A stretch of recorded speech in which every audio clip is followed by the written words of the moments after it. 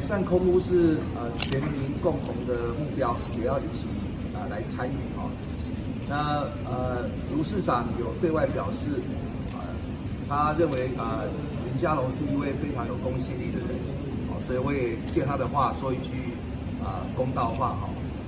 在这几年哈，从我当市长之后，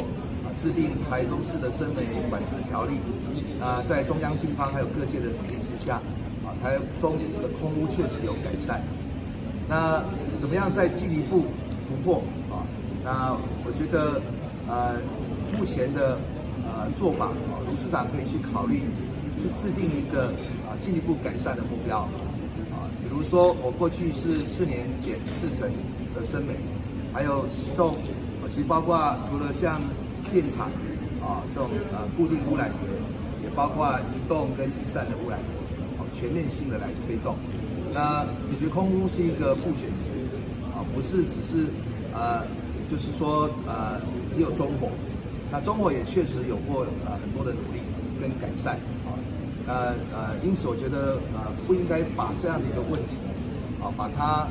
过度的去政治化应该要拿出具体的办法让社会看到，甚至像庄秉杰教授所讲的，卢市长应该提出一个改善空污的目标跟时程表。那很多东西是操之在即的一个都市里面，比如说很多的工厂，过去在我们推动之下，很多的这个燃油跟燃煤的工厂也改为燃天然气这个改善的幅度甚至加起来还大于中国这个减煤减污的一个程度所以我觉得这个问题演变成一个法律战。那大家都拿我过去推动的自治条例来讨论。我要说一句公道话我当时制定这一个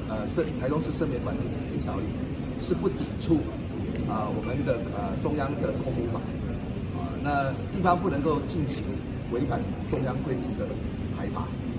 现在把它变成是一个简化的是谁违法的问题那一切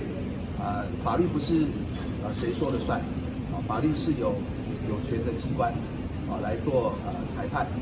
跟解释如果陷入各说各话其实受害的是所有的人。